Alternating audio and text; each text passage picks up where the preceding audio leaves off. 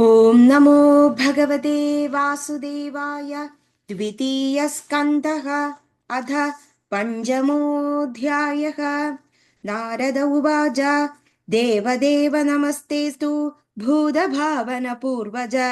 तद्विजानीहि यज्ञानम् आत्ममत्त्वनिदर्शनम् यद्रूपं यदधिष्ठानं यदसृष्टमिदं प्रभो यत्संस्थं यत्परं यच्च तत्तत्त्वं वद तत्त्वदः। सर्वं ह्येतद्भवान् वेद भूतभव्यभवत्प्रभुः। करामलकविद्वश्वं विज्ञानावसितं तव यद्विज्ञानो यदाधारो यत्परस्त्वं यदात्मकः। एकसृज्यसि भूतानि भूतैरेवात्ममायया आत्मन् भावयसेतानि न पराभावयन् स्वयम्। आत्मशक्तिमवष्टभ्य ऊर्णनाभिरिवाक्लमः।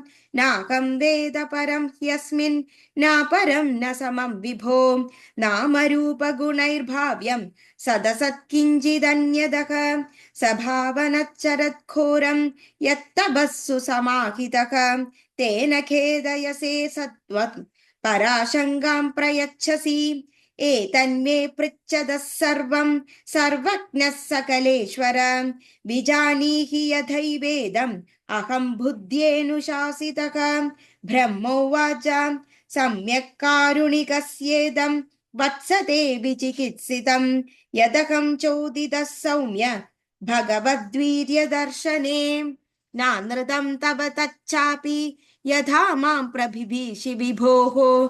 अविज्ञाय परं मत्त एतावत्त्वं यदोहि मे। येन स्वरोषिषा विश्वं रोचितं रोजयाम्यहं। यथार्कोऽग्निर्यथा सोमो यथर्षगृहतारकाः। तस्मै नमो भगवते वासुदेवाय धीमहि। यन्मायया दुर्जयया मां ब्रुवन्ति जगद्गुरुं। विलञ्जमानया यस्य स्थातुमीक्षणापथे मुया विमोहिता विगतग्धे ममाहमिति दुर्धियः।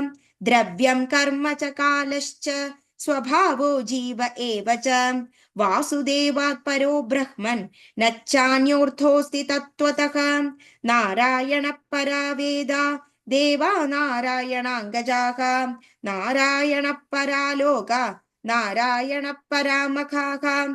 नारायणः परो योगो नारायणः परं तपः। नारायणः परं ज्ञानं नारायणः परा गतिः। तस्यापि द्रष्टुरीशस्य कूटस्थस्याखिलात्मनः। सृज्यं सृज्यामि सृष्टोऽहम् ईक्षयैवाभिचोदितः।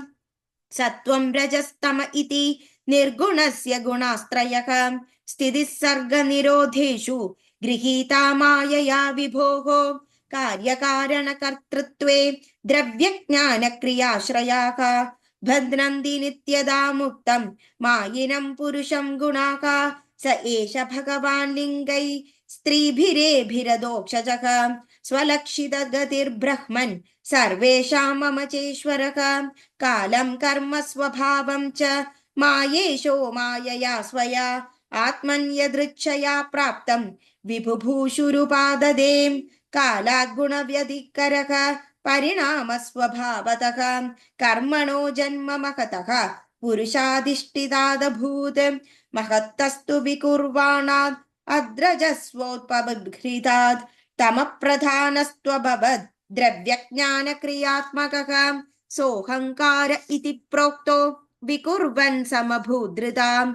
वैकारिकस्तैजसश्च तामसश्चेदि यद्भिदा।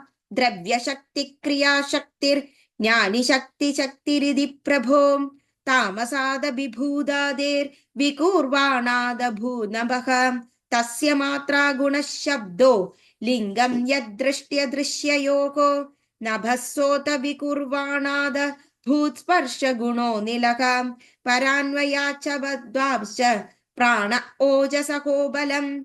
वायोरपि विकुर्वाणात् कालकर्म स्वभावतः। उदपद्यत तेजो वै रूपवत् स्पर्शशब्दवत्। तेजसस्तु विकुर्वाणात् आसीदम्बो रसात्मकम्। रूपवत् स्पर्शवच्चाम्बो घोषवच्च परान्वयात् विशेषस्तु विकुर्वाणा धम्बंसो गन्धवानभूत् परान्वयाद् रसस्पर्श शब्दरूपगुणान्वितः वैकारिकान् मनोज्ञञ्जन्से देवा वैकारिका दश दिग्वातार्क प्रचेतोऽश्विन् वह्नीन्द्रोपेन्द्रिवित्रगाः तैजसा तु विकुर्वाणाम् इन्द्रियाणि दशाभवन् ज्ञानशक्ति क्रियाशक्ति बुद्धिप्राणश्च तैजसौ श्रोत्रं त्वघ्राणदिग्जिह्वा वाग्दोर्मेघ्रां क्रियपायवः यद्यैदे सङ्गदा भावा भूतेन्द्रियमनोगुणाः यदा यदन निर्माणे न शोषे कुर्ब्रह्मवित्तमाम् तदा संहत्य चान्योन्यं